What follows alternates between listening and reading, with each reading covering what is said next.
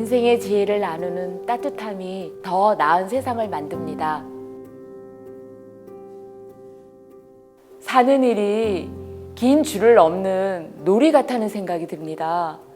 빠른 판단과 순발력으로 들어갈 때와 나올 때 야물게 호흡을 맞추지 못하면 흐름을 놓쳐서 낭패해요. 코로나19 기간 저의 삶도 잠시 멈추었습니다. 프리랜서로 도서관이나 복지회관에서 강의를 하던 저는 사회적 거리두기로 그곳이 문을 닫으면서 할 일이 없어졌습니다. 그런데 32살 아들은 이직을 준비하고 있었는데 코로나로 취업 시장은 꽁꽁 얼어붙었습니다. 게다가 남편은 대장암 3기 판정을 받고 수술을 받은 후 지난한 항암 치료를 이어가야 했습니다. 저 마음에 우울과 슬픔이 찾아왔어요. 그러던 중 2021년 5월 인생 나눔 교실을 알게 되고 강원권 멘토가 되었습니다. 마치 마음의 길을 잃고 멈추어 있던 제게 인생 나눔 교실은 기쁨으로 저에게 다가왔습니다. 코로나라는 특수 상황이었지만 그림책을 매개로 다양한 이야기를 나누는 그림책 다독다독 마음 공부를 통해 멘티들을 만났습니다.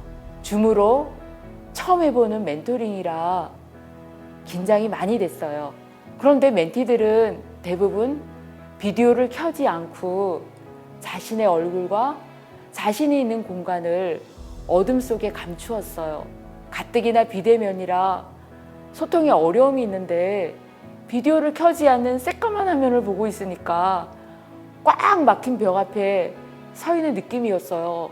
그러나 차츰 마음을 열어 자신의 이야기를 들려주기 시작했어요.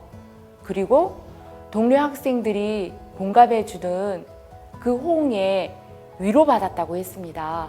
저 역시 멘티들에게 다가가기 위해서 저의 상처와 아픔을 치유한 경험에 대해서 이야기를 들려주었습니다. 저는 유년 시절 가끔씩 과대망상과 환청으로 주변 사람과 소통의 문제를 겪는 어머니 밑에서 자랐습니다.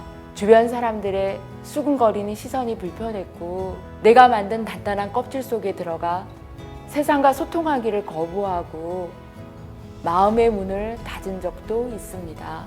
그런 이야기를 글로 쓰면서 제 마음의 상처를 회복했습니다. 그리고 저는 가장 숨기고 싶었고 부끄러웠던 이야기를 세상에 내놓자 저는 홀가분해졌어요. 그런 저의 경험과 이야기는 깜깜했던 줌 화면을 열게 했습니다. 아동센터를 찾아 세계 여행을 다녀온 경험을 들려줬던 요리조리 세계 여행은 초등학생 멘티들에게 세상은 넓고 다양한 자연과 문화가 있다는 것을 알려주는 시간이었습니다. 저와 함께한 멘티들은 같은 시대를 살아온 비슷한 중년의 멘토라 추억을 공유하며 마음을 나누었어요. 문화가 있는 소모임 시간을 갖고 소통하면서 공감했던 시간은 제게 치유였고 또 성장의 과정이었습니다. 인생이 나는 교실은 제게 새로운 경험이었고 저를 성장하게 했습니다.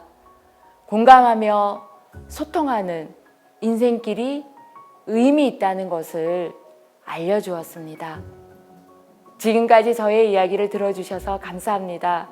저는 강원권 멘토 최현숙이었습니다.